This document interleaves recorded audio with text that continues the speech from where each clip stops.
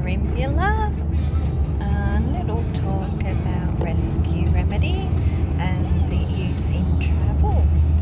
So here's my bottle of rescue remedy drops, and you can just put a few drops under the tongue when you're feeling stressed and anxious.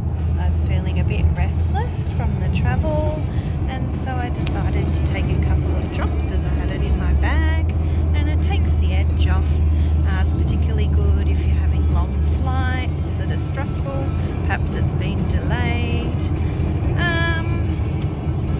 and hopefully you don't have any accidents, but it's a good remedy for accidents when people feel shock, trauma, anxiety and so forth.